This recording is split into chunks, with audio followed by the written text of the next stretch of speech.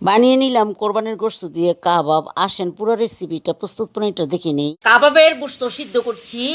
এটা শুধু সিদ্ধ করে করতে হয়। এই যে কাবাবের গোশত, এটা হচ্ছে আমি ছোট ছোট করে কেটে, এটা চাপাটি দিয়ে কেটে দেয়, তো হচ্ছে আমি এখন আর চাপাটি দিয়ে কাটি না, আমি ছোট ছোট করে কেটে এই যে বুটের ডাল, এখন আমি শুধু আদা রসুন দিয়ে আর পেঁয়াজ দিয়ে এটা আমি হচ্ছে সিদ্ধ করে রাখবো।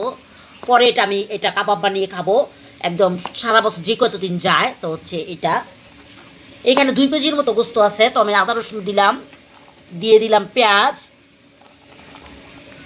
এটা লবণ দিয়ে এখন শুধু সিদ্ধ করবে।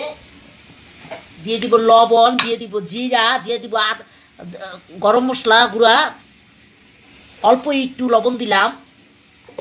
সব কিছুতে আগে অল্প লবণ দিতে হয়।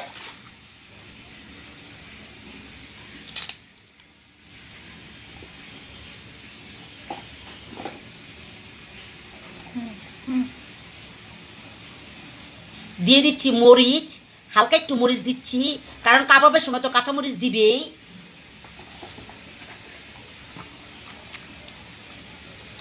দিয়ে দিচ্ছি জিরা,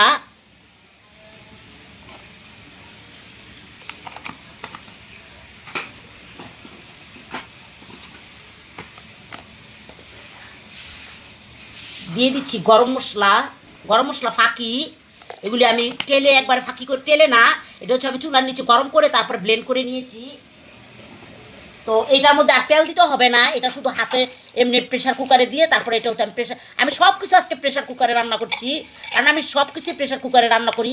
যেহেতু আমরা ফেসবুকে কাজ করি, আমাদের সময় থাকে না, ফেসবুকে কাজ করার আগে আমি প্রেশার কুকারে সবসময় রান্না করেছি। তো এখন একদম পুরো যে রান্নাই আমি করি, প্রেশার কুকারে রান্না করি। এই যে এটা এখন বসিয়ে দিবে, হয়ে যাবে।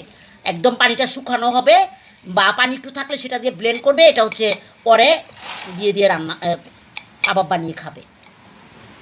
কাবাবের গোস্তগুলি ব্লেন্ড করে যে এখন কাবাব বানাবো, ওটা আমি বেশি অংশগুলি ডিপে রেখে দিয়েছি। তো হচ্ছে এখানে কাঁচা মরিচ আর পেঁয়াজ দিয়েছি আর সব মশলা দিয়ে গোস্তটা সিদ্ধ করে নিয়েছি। সাথে যে বিস্কুটের গুঁড়া বা হচ্ছে আপনি হচ্ছে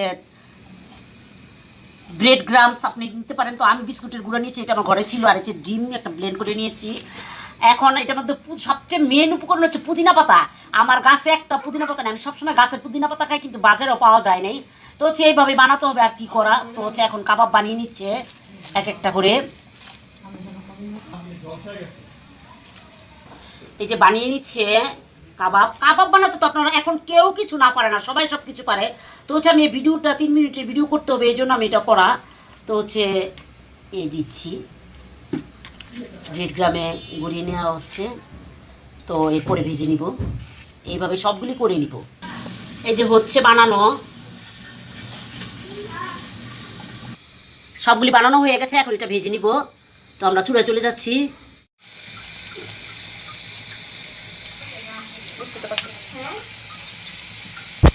এই যে বাকিগুলো উল্টে নিয়েছি, আর যেগুলো এখন দিয়েছি এগুলো আর উল্টাতে পারছি না। তো এই হচ্ছে কাবাবের রেসিপি।